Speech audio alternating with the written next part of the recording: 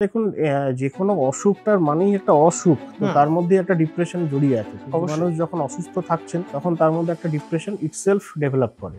এরপরে যেটা হচ্ছে যে এখন লাইফস্টাইল বলুন বা কর্মক্ষেত্রে চাপ এবং বিভিন্ন রকম স্ট্রেসের ফলে সেই অবসাদটা বাড়ছে এবং আমাদের এখন হিউম্যান টু হিউম্যান ইন্টারাকশন অনেক কমেছে। আমরা বরঞ্চ ফোনের সাথে বেশি কানেক্টেড রাদার দেন অন্য মানুষের সাথে। তো সেক্ষেত্রে হিউম্যান ইন্টারাকশনটা অনেক কমেছে। বেশিরভাগ বাড়িতে বাচ্চা বলুন বা বয়স্ক বলুন যারা বেশি ভার্নারেবল এই ধরনের অবসাদের জন্য, তারা কিন্তু অবসাদের শিকারটা বেশি হচ্ছে এই কারণে যে আমাদের হিউম্যান টু হিউম্যান ইন্টারাকশন কমে গেছে। আমাদের বাড়িতে বয়স্ক বাবা মাদের সাথে আমরাই হয়তো ঠিকমতো সময় পাই না কথা বলার জন্য, বাড়ির বাচ্চাদের সাথে আমাদের হয়তো যোগাযোগ আরো কমে যাচ্ছে দিনকে দিন। তো এই ধরনের হিউম্যান টু হিউম্যান ইন্টারাকশন যদি ঠিক থাকে এবং সেটা ফ্যামিলির মধ্যেকার ফ্যামিলি সাপোর্ট এবং একটা কমিউনিটি সাপোর্ট এবং সোশ্যাল সাপোর্ট যদি আস্তে আস্তে বাড়ে, তবেই একমাত্র অবসাদের সাথে লড়াই করা যাবে। আদারওয়াইজ কিন্তু এটা সত্যি একটা সমস্যা এবং মেডিসিনের ডাক্তার হিসেবে আমরা বেশিরভাগই পেশেন্টদের মধ্যে লক্ষ্য করি যে যারাই বিশেষত বয়স্ক পেশেন্ট, রিটায়ার্ড, তারা বাড়িতে একা থাকেন এবং বাচ্চারা বা অ্যাডোলেসেন্ট এজ গ্রুপ এবং যারা খুব হাই স্ট্রেসফুল জব করেন তাদের মধ্যে কিন্তু অবসাদের পরিমাণটা অনেক বাড়ছে।